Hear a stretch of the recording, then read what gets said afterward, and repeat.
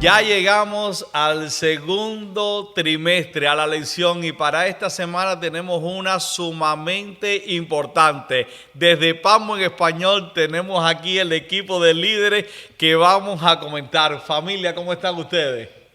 Gracias a Dios estamos bien y felices. Bueno, pues aquí vamos a entrar en una lección que creo que tiene bastante para debatir y bastante para aprender. Hay el título Orgullo versus humildad. De hecho, estamos diciendo que hay una comparación aquí. ¿Qué me pueden hablar del orgullo o de la humildad? El piso es de ustedes. Quiero hacer una pregunta. ¿Humildad significa dejarse humillar? ¿Es a eso a lo que se está refiriendo? ¿Qué es humildad? ¿Por qué decimos humildad? Bueno, lo que estás queriendo decir es vamos a definir qué cosa es humildad. ¿Qué es humildad? Vamos a definir qué es orgullo y qué es humildad. ¿Y qué es humildad? Claro, para Sí. saber cómo Sí, porque diferenciarlo todos después. oímos acerca de la humildad y pensamos que ser humilde significa que dejemos a pisotearnos por los demás. Mucha gente lo piensa. Pero tenemos que tener bien claros los conceptos de orgullo y humildad, porque tenemos que delimitar eso para saber realmente cómo diferenciarlos, cómo autovalorarnos, cómo saber cuál es nuestra posición, si estamos siendo orgullosos o si realmente estamos siendo humildes. Yo creo que tú estás viniendo más por el hecho de que muchas veces vemos que todas las personas pobres decimos que humildes son simplemente porque son pobres. O sea, no hay pobres orgullosos.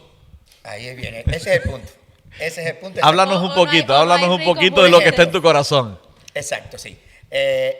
Por ejemplo, a veces escuchamos a las personas que alguien que quizás tenga un poco de nivel adquisitivo más grande que el de nosotros y pretende ayudarnos y nosotros un poco como que nos sentimos humillados, ¿no? Este quiere pasarme por encima porque tiene más dinero que yo o posición diferente o que incluso conocimientos, a veces no queremos aprender porque el orgullo que es falta de humildad no nos lo permite.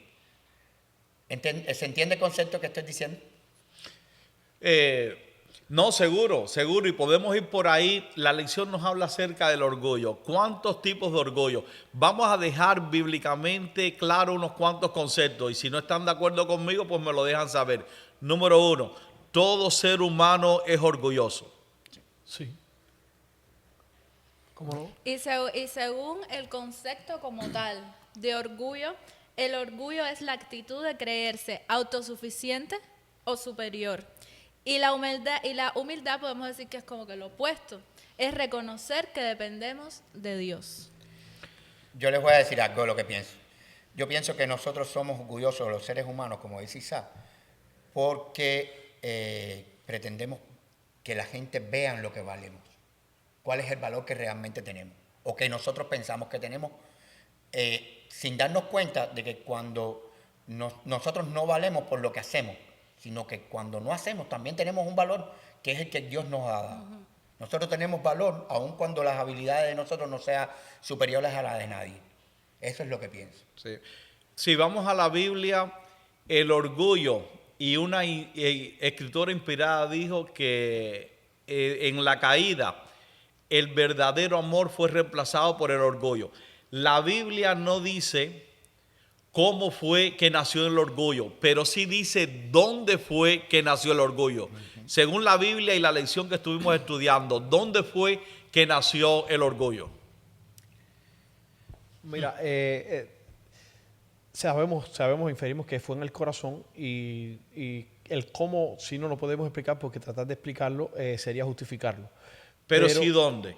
Sí. En el corazón de Lucifer. En el corazón de Lucifer, es decir, podemos decir que el orgullo nació del mismo Lucifer. Cuando hablamos de orgullo, estamos hablando de una cosa mayor a nosotros, estamos hablando que forma parte del conflicto cósmico, realmente. Yo considero que el tema del orgullo es una decisión apresurada y carnal del ser humano según una perspectiva bíblica y lo que estudiamos durante la semana. Sí. Es más una decisión apasionada que una decisión consciente. Y ahí es donde está el peligro y la línea divisoria bien estrecha que hay entre el orgullo y la humildad. Porque nos podemos sentir realizados por lo que hacemos, por los éxitos que alcanzamos o por los logros que tenemos, pero hay que tener cuidado no rebasar ese límite, porque como la propia Escritura dice, aunque no está en la edición, engañoso es el corazón más que todas las cosas. Y hay que tener un cuidado tremendo, porque podemos equivocarnos pensando que estamos actuando y haciendo las cosas. O sea, tú estás diciendo, si te entiendo bien, que no existe el orgullo santo. Estás haciendo una pregunta. No, porque de hecho interesante. nosotros utilizamos la palabra orgullo. Estoy orgulloso de ti, estoy orgulloso. ¿Se puede utilizar ese concepto? Yo pienso que la pregunta que estás haciendo es interesante, porque si hay o sea, siempre el ser humano debe también, y creo que es de Dios, sentirse feliz por los éxitos alcanzados.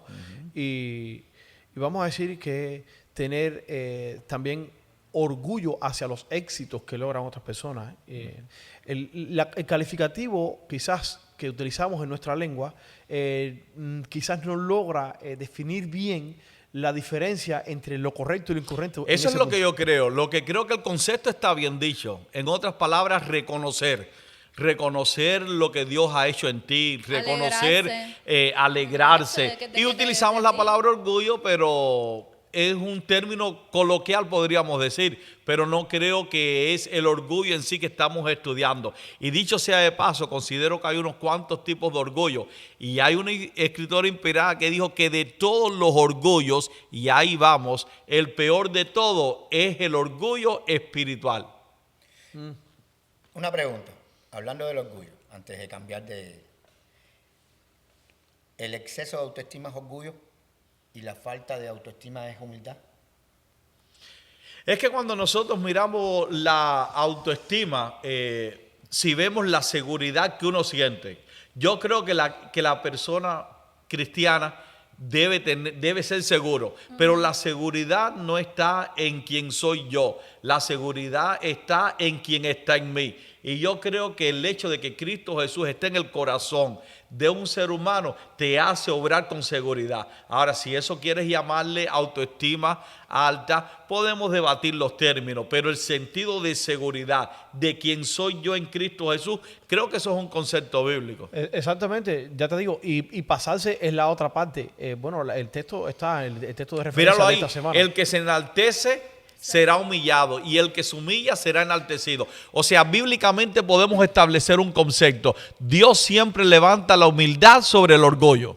Y al establecer el contraste, sabemos que el que se humilla será exaltado y el que se exalta será humillado. Hay un refrán que dice que si el hombre orgulloso supiese lo ridículo que parece ante el que lo conoce, por orgullo sería humilde. Entonces, hay una pregunta que está flotando. Yo sé que he hecho varias preguntas, pero quisiera saber, ¿no? Entonces, el orgullo se ha convertido en un problema social, es decir, en un problema existencial, diría yo. Yo quiero abarcar un poquito, porque es más o menos la misma duda que yo tengo. Podemos decir que aquellos líderes de la iglesia que más destacan, que son los que siempre le vemos las caras, podemos decir entonces que el hermano que más trabaja para la iglesia está siendo orgulloso, tiene la autoestima demasiado alta entonces. Pero es que eso es un asunto del corazón, porque están aquellos que piensan una vez más que la persona humilde es aquella callada. Señor mío, eso no es bíblico, es la persona reservada. Tú puedes ser una persona callada y la razón por la cual eres una persona callada es porque eres demasiado orgulloso para hablar y tener miedo que salga algo equivocado. O puede ser una persona que hable mucho y también el orgullo puede estar en el corazón. Yo creo que lo que estamos enseñando al mundo realmente no es lo que está en nuestro corazón. El orgullo es un asunto más del corazón, porque en nombre del orgullo y en nombre de la humildad se esconden muchas personas orgullosas. Hay una broma en el argot popular, ¿no? Que dice, yo era tan orgulloso que fui al médico, me curé y ahora soy perfecto. Entonces, el orgullo creo que es parte de nosotros mismos. La corrección está cuando nosotros nos acercamos a Cristo y Cristo transforma nuestro corazón. Pero yo creo que esto de resaltar, de querer salir por encima de los demás, es algo que está intrínseco en nosotros, no es algo que nosotros adoptamos con el crecimiento o vemos que no, es que eso va con nosotros mismos. Entonces, como dice la lección, ¿qué 3 cosas podemos aprender de estos versículos que estábamos estudiando de Juan? ¿Qué enseñanza nos deja Juan con respecto al orgullo y la humildad?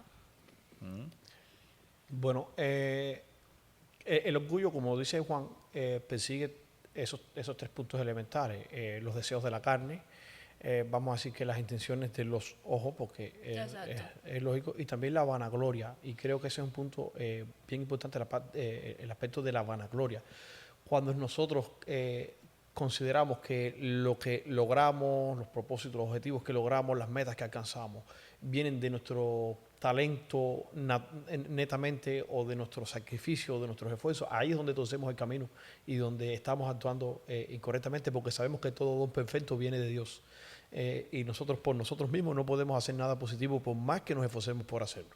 Entonces, la lección está bien clara y precisa en ese aspecto, aunque nuestra lengua no logra traducir con claridad hasta dónde son los límites con respecto al orgullo. La Biblia sí es bastante clara y cada uno de nosotros tiene una percepción que le da el Espíritu Santo para poder entender cuáles son los límites, cuáles puedes rebasar y cuáles no.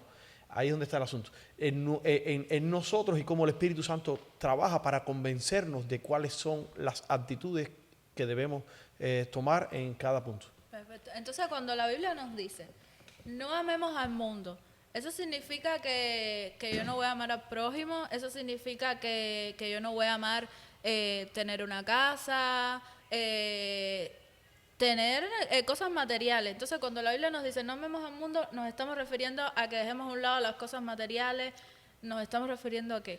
¿Qué podemos aprender Incluso de esto? para reforzar lo que tú estás diciendo, incluso a veces escuchamos a gente que dice, no, yo con él no hago negocios porque él es mundano. Esta palabra se oye mucho, él es mundano, con los mundanos yo no hago negocios. ¿De dónde somos nosotros? ¿De qué planeta somos nosotros? Porque ¿de cuál planeta sin baranda nos caímos nosotros que caímos aquí? Porque Yo creo que es un asunto más de dónde están nuestras prioridades. Cuando la Biblia habla acerca de no améis al mundo ni las cosas que están en el mundo, no se está refiriendo a tener propiedades, porque se contradeciría a sí mismo. Exacto. De hecho, la Biblia no está en contra de las propiedades, la Biblia no está en contra de que prosperemos. El evangelio de prosperidad es bíblico también, ¿no? De hecho, si vamos a la Biblia, los patriarcas, Casi tanto todos Job, Jacob, todas esas personas fueron personas prósperas. Pero lo que estamos hablando, no améis al mundo ni las cosas que están en el mundo, es que no tengamos nuestras prioridades afincadas y nuestra vista puestas en todas esas cosas efímeras y pasajeras. Hay una parte en la lección de escuela sabática que ya es para mediados y finales de la lección de escuela sabática, que nos presentan 2 historias donde podemos ver las diferencias bien claras. Exacto. Y es la parábola que presenta Jesús, y también pudiéramos hacer el contraste entre esa parábola, el personaje que actuó negativamente, y el Moisés. Y vas a ver cuál es la diferencia entre quien aparentemente y públicamente debería ser una persona humilde y no lo hizo, y de repente quien por las condiciones en las que se crió y por los privilegios que tenía, debió haber actuado como una persona arrogante y equivocada, y actuó todo lo contrario. Hablemos del caso de Moisés. ¿Por qué, antes de caer en el momentico, por qué entonces Dios aceptó al publicano? Precisamente por eso, por su humildad de reconocer su condición. Y el publicano no la reconocía. Veía la paja que está en el ojo del hermano y no veía su propia viga.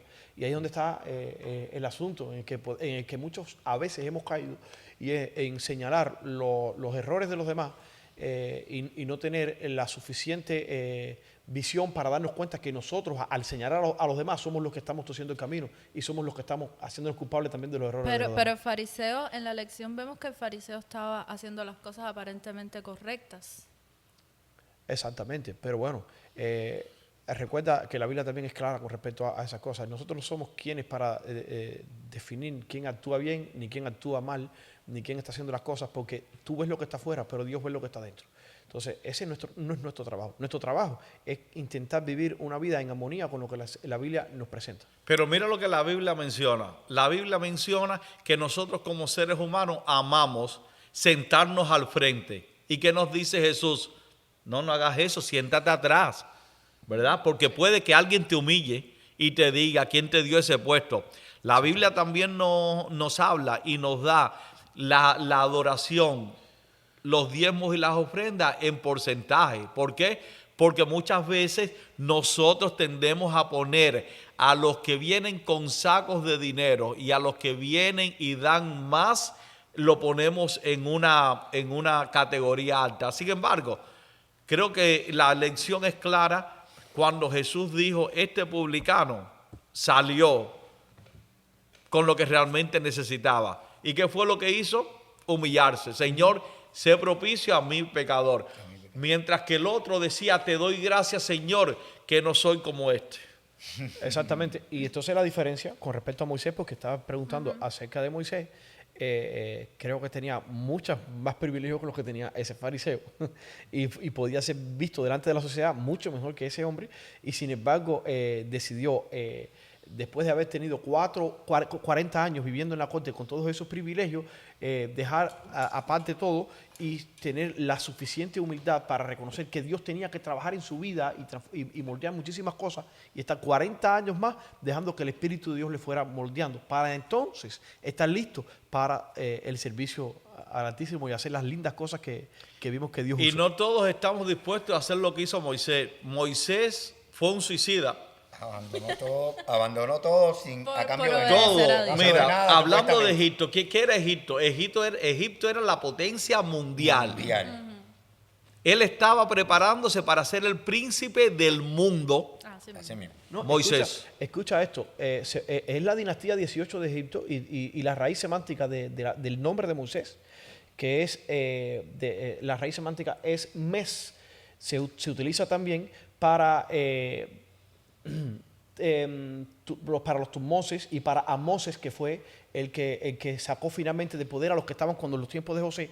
Todas estas raíces vienen del mismo lugar, y cuando se le ponía el nombre a alguien en esa familia con la raíz de la palabra, quería decir que este era el futuro faraón de Egipto. El futuro O sea faraón. que Moisés no solamente dejó el privilegio que tenía como príncipe, sino la oportunidad 100% segura de ser el faraón de Egipto, por correr el riesgo de andar con un Dios que todavía él no había visto. Pero sin embargo se dejó moldear porque de alguna forma el Espíritu Santo impactó en su corazón y tuvo la humildad de darse cuenta de que, aunque su corazón le pudiera decir otra cosa, lo que la mente decía era lo correcto. Entonces la pregunta sale, a ver, ¿Moisés hizo esto por la guía de Dios o por su propia voluntad?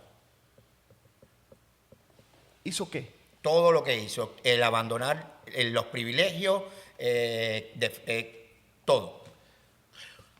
Cuando vemos la vida de Moisés y vemos también la vida de cada ser humano, tenemos que entender que tú y yo fuimos creados con propósito. Exacto. Moisés fue escogido desde antes de estar en el vientre de su madre. Eso es correcto. Moisés fue separado por Dios. Moisés tenía un papel que jugar, pero contestando un poquito la pregunta, fue una decisión. Moisés fue el que decidió y dijo, ¿cómo mi pueblo va a estar en aflicción? Moisés pudo entrar en el cuarto y olvidarse de los esclavos hebreos. Y llevar una vida cómoda. ¿Qué problema No iba a había tener ninguna Moisés? necesidad de meterse, fue decisión propia, porque si no fue decisión propia, entonces Moisés no era un ser humano, era un teledirigido.